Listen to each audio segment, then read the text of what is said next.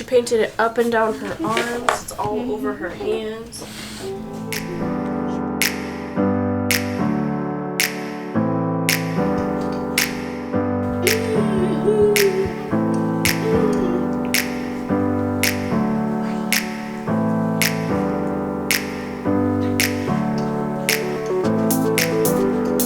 So we left off the last vlog saying how we're going to talk about ABA. And so we're going to talk about ABA and how it has benefited Braylee, and also explain why ABA is good despite what you might see on the internet, where some people actually say that ABA is bad overall, like all ABA is bad, which we believe that there are some forms of ABA that are not good, but there's also good parts of ABA, good forms of ABA. I believe that we found a good place for Braylee.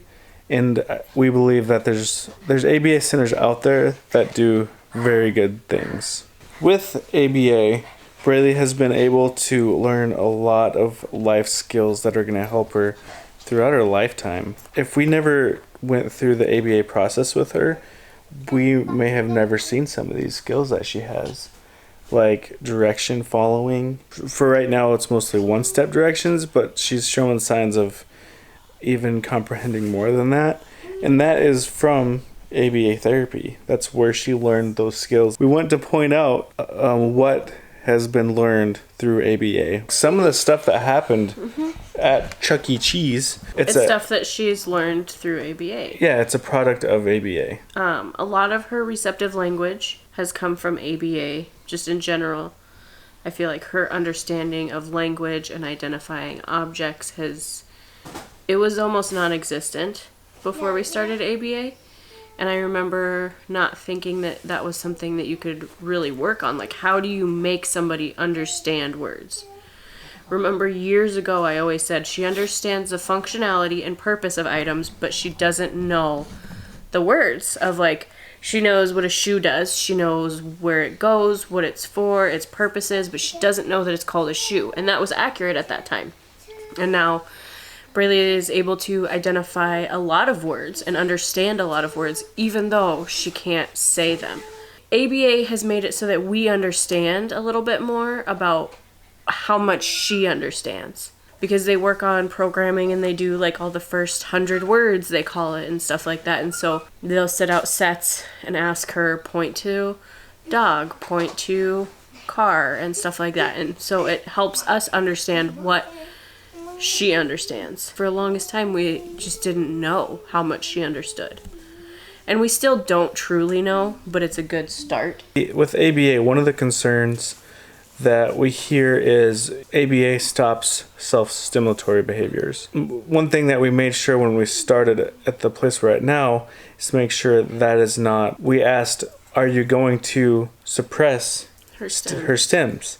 And they said no. Unless we were to ask them. We asked them to. Which would be useful in the case of them being too disruptive or dangerous, harmful to themselves or others. Or just unhealthy stems, too. She doesn't have any of that, and so they let her stem. The place that we go follows parent lead. Right. Which is very important to us, and then it makes it more customizable to the parents, too, and what they feel. Yes. You know, and what every family needs. So today at the birthday party, Braylee used a lot of really great skills that she's developed at ABA with some of her more fine-tuned direction following, receptive language, like I said.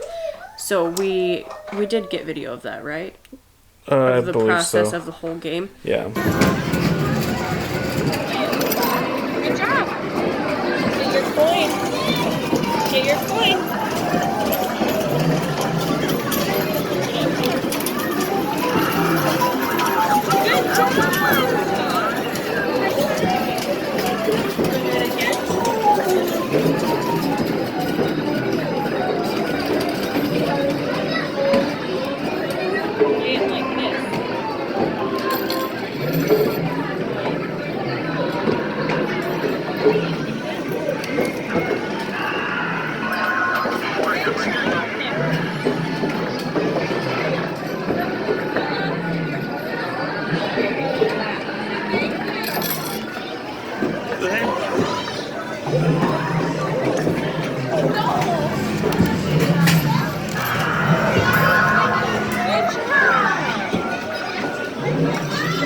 tickets. Good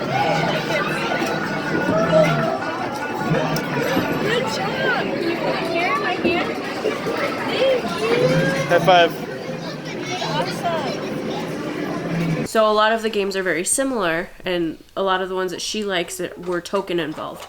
So she learned how to use the card and put it on the machine, like tap to pay, which can be beneficial later in life too, for using money exchanges or cards, or because they do tap to pay, or she kept trying to insert it like a credit card. But that can be good for life skills later. Chuck E. Cheese, we also had a really fun time with the games with her. There's this horse one that was really fun. Oh my gosh, I want to have that in our house. Oh boy. Yep.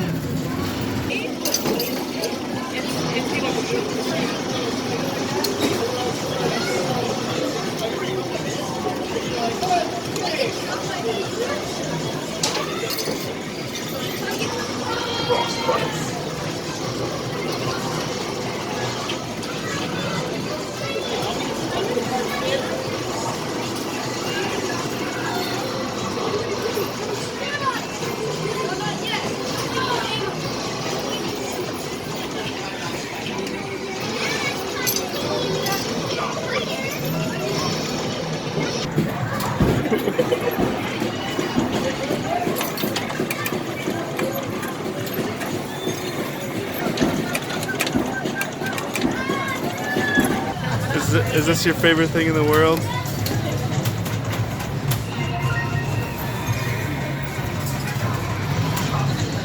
We need one, huh? Way less maintenance than a real horse, and then it's good for wintertime too. But I still want a real horse though. I know.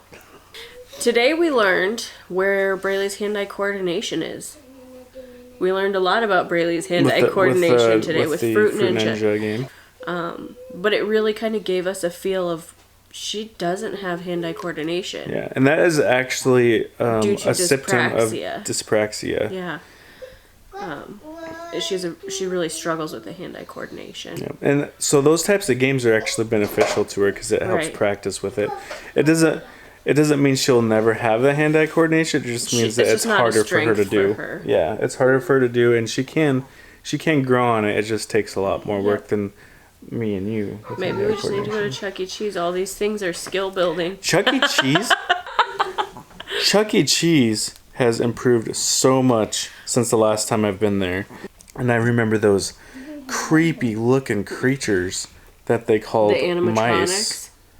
Were they mice? All no, the mice? They weren't all mice. I don't know, but they're all. I remember them being creepy. I remember Chuck E. Cheese not being a very fun place to go for me. And this time, like, they've stepped up their game. No wonder Chuck E. Cheese is still around. It was really fun. Another thing ABA has worked on with Braylee is some of her social skills. While it's not something that's one of our top priorities, it is nice to have because she's not very strong in social skills at all. So there's always usually like groups of kids and then Braylee out here. But that's not because the kids exclude her. That is Braylee's choice. She prefers to observe kids from afar. But like they were dancing to the music over here and Braylee was off to the side, but she was also dancing and smiling. But yeah, overall, today was pretty good. Chuck E. Cheese was a success. It was really fun. We're probably going to go again. ABA, yes, there's some people have had bad experiences with ABA, and I understand that. But that doesn't mean all ABA is bad. Yeah, you did so good.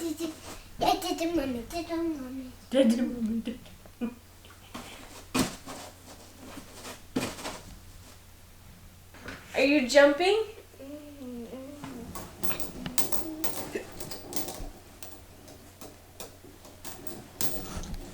Me and Stacy made a quick ABA video about how it has improved her daily living skills at home, and we're going to show that right here.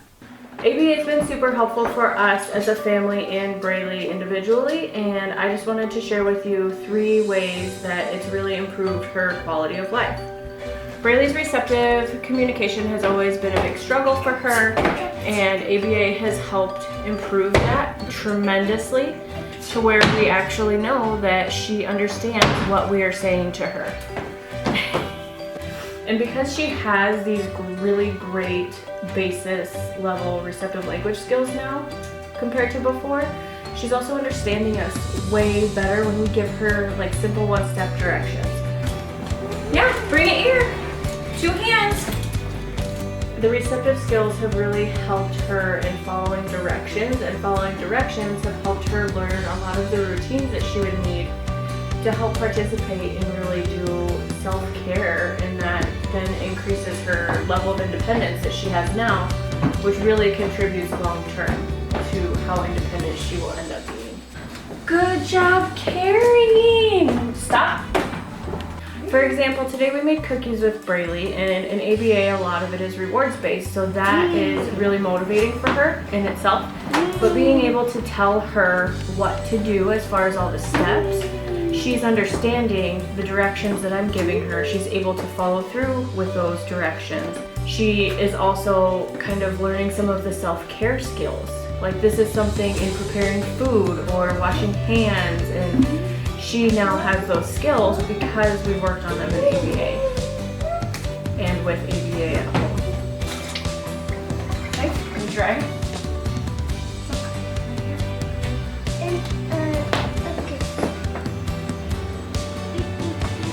Can you pull this? Pull it out? Remember, can you pull it? Pull. Tug. Good job. You push it down. Good job. Can you put these in the trash? Really? Really? Trash? Put them away. Recycling. Over here. Good job. Okay. Let mommy put them in. Okay, push it close. Push it. Good job. Ready? Put a timer for 10 minutes. ABA has given her the skills to understand what we are saying to her so that she's able to follow the directions, follow through with them, and also really work on self-care and independence. All of these things eventually then trickle into a better quality of life for her and all of us.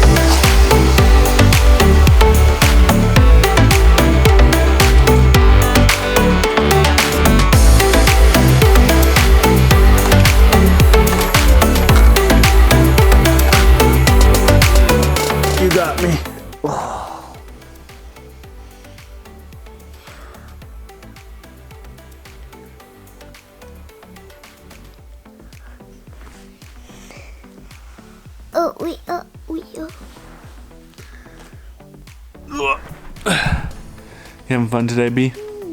Braylee, Braylee, what happened? what happened to you? What is this? Is that your first ever nosebleed?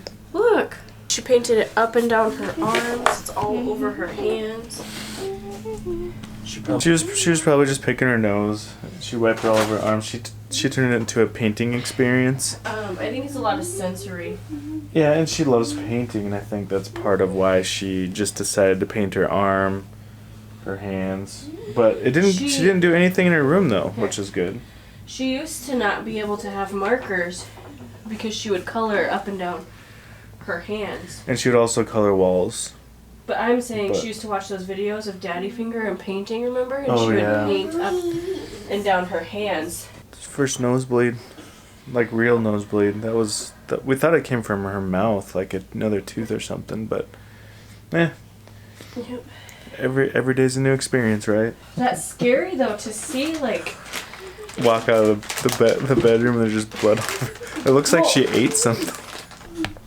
Stacy's sick, by the way. Yeah, I have a nice little nasal strip so I can try to breathe. She's a happy little camper. But Yep, she didn't cry about it or anything. she just very calmly exited her playroom and came in here like, guys. She just like presented herself in front of us. Yeah. Well, I guess it happens. It does happen. It won't be the last one.